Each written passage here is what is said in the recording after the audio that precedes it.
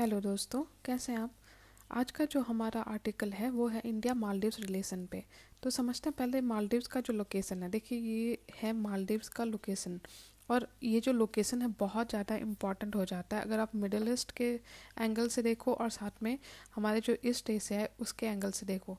तो दोनों एंगल से जब भी कोई शिप यहाँ से मूव कर रहा होता है तो उसे मालदीव्स क्रॉस करना पड़ता है, और इसलिए मालदीव्स जियो स्ट्रेटेजिकली भी बहुत ज़्यादा इम्पॉर्टेंट है। अब समझते हैं कि न्यूज़ क्या है।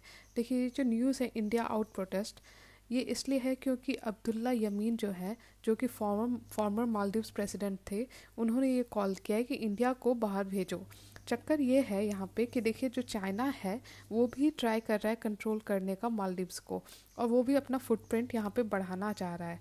तो इसीलिए वो चाहता है कि जो इंडिया का जो कंट्रोल है यहाँ पे, या जो भी इन्फ्लुएंस है, उसको कम किया जाए।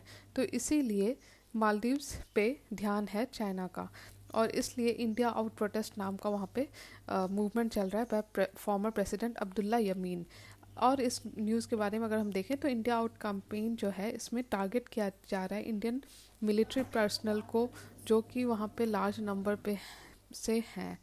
और साथ में वो चाहते हैं कि जो इंडिया का इन्फ्लुएंस है वो भी कम हो इस एरिया में। इंडिया के लिए भी इंडियन ओशन बहुत ज़्यादा इम्पॉर्टेंट है। और आपको ये बात समझना होगा कि India was among the first to recognise Maldives after its independence in 1965।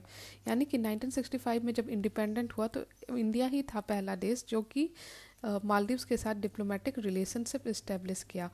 हमारे कंट्रीज़ के जो हैं एक दूसरे के साथ बहुत ज़्यादा क्लोज लिंक्ड है, क्योंकि समझ लीजिए कि जो ब्रिटिश टाइम से हैं वहाँ इंडियंस मूव करना स्टार्ट कर दिया था। मतलब कि मालदीव्स में अगर आपको इंडियन ओरिजिन के बहुत सारे लोग मिल जाएंगे तो कोई बड़ी बात नहीं है कि वहाँ पे इंडिया का इन्फ्लुएंस बहुत ज़्यादा है। वो आपका एथनिक भी है, लिंग्विस्टिक भी है, कल्चरल भी है, रिलीजियस भी है, और कमर्शियल लिंक्स भी है।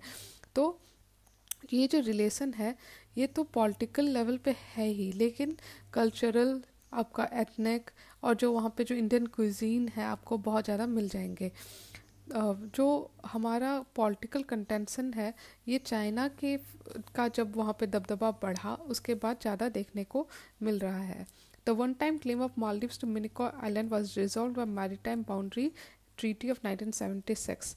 ये भी बात इम्पॉर्टेंट है। अब समझते हैं कि जब मैं कहती हूँ कि मालदीव्स इम्पॉर्टेंट है इंडिया के लिए, तो समझना होगा किस तरह से। पहला तो जियो स्ट्रेटेजिकली आप देख रहे हो जो लोकेशन है उस हिसाब से मालदीव्स कितना इम्पोर्टेंट हो जाता है इंडिया के लिए।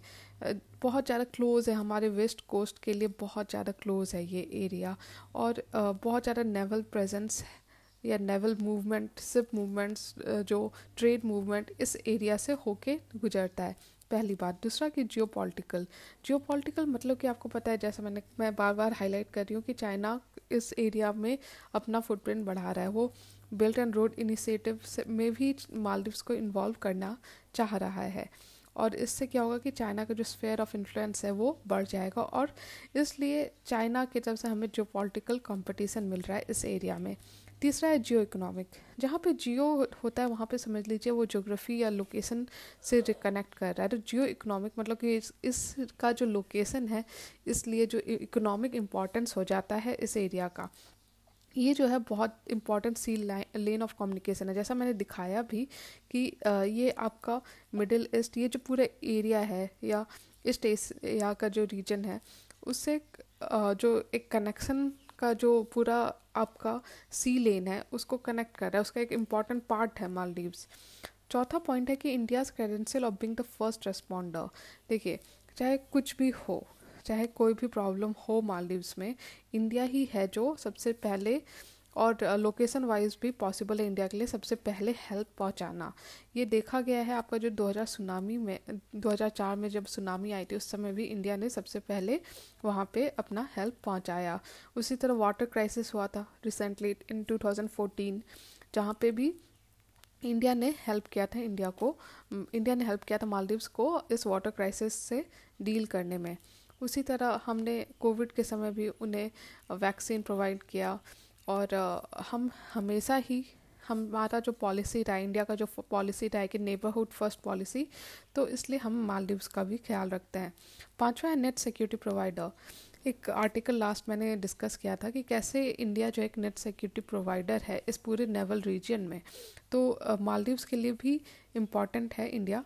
और मालदीव्स का जो पोजीशन है वो एक तरह से टॉल गेट की तरह है between the western Indian ocean और साथ में ईस्टर्न इंडियन ओशन।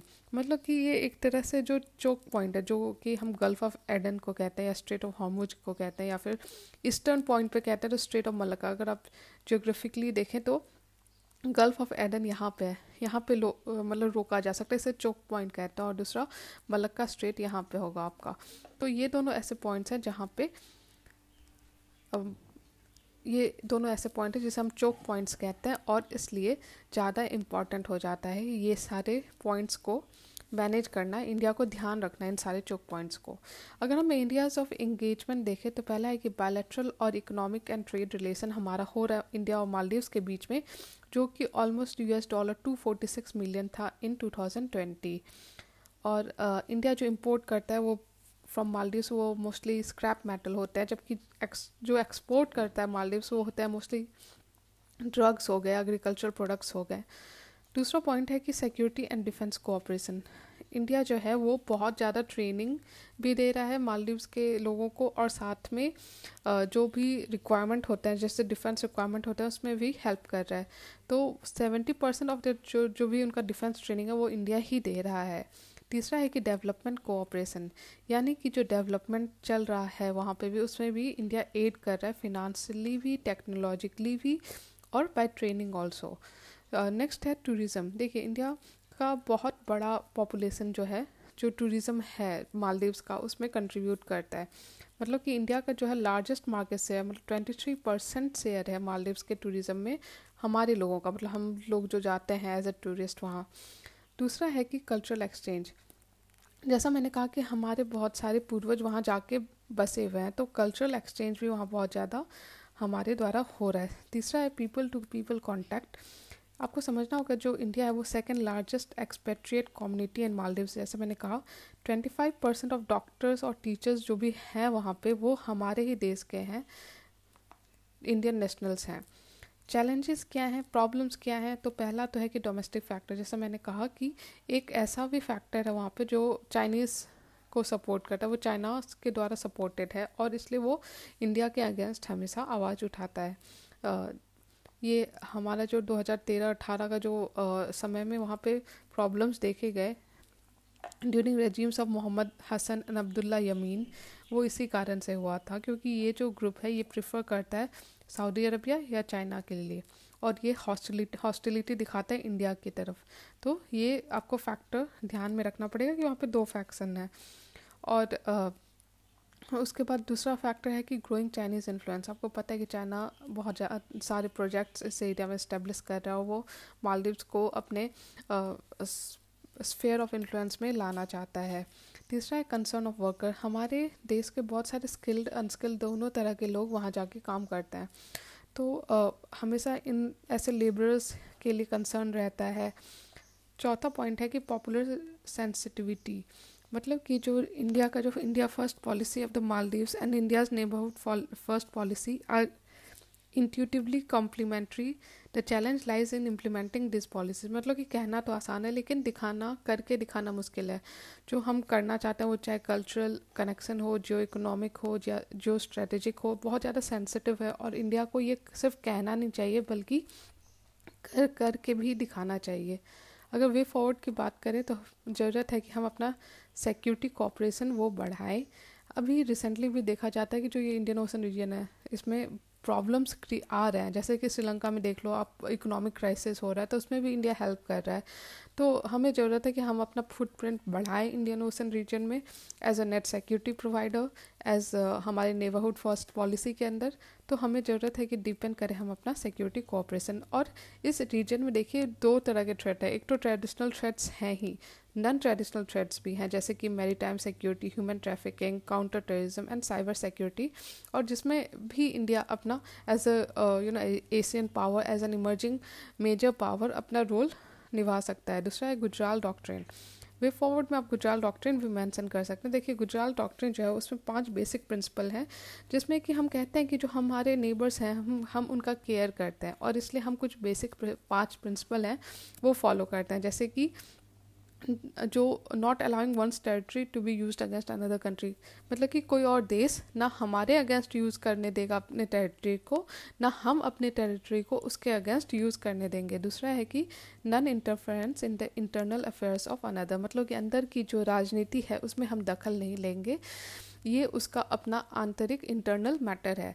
तीसरा है कि respecting one another's territorial integrity and sovereignty, मतलब कि रेस्पेक्ट करना होगा एक दूसरे के जो भी उसका जो प्रभुत्व है, उसकी जो सॉवरनिटी है उसको।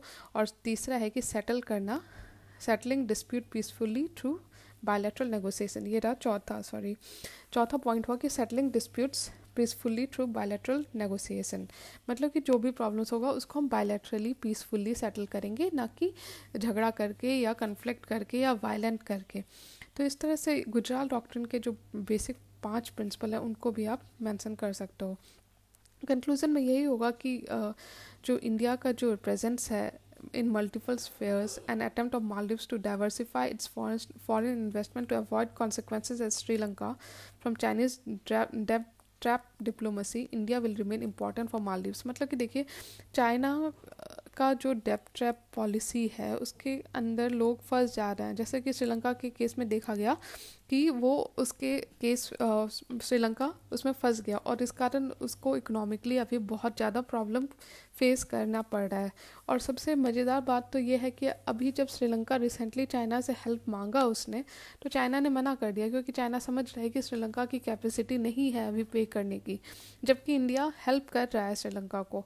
तो यही बात मालदीव्स भी समझ रहा है कि लॉन्ग टर्म में हम चाइना पे रिलाई नहीं कर सकते। तो यही बात यहाँ पे हाईलाइट की गई है। आई होप आपको पूरा जो ये आर्टिकल है समझ में आ रहा हो। अगर नहीं समझ में आ रहा तो प्लीज़ कमेंट कीजिए, पूछिए, और अगर आपको वीडियो अच्छा लग रहा है तो प्लीज़ लाइक कीजिए, इसे शेयर कीजिए और मेरे चैनल को सब्सक्राइब कीजिए। Thank you.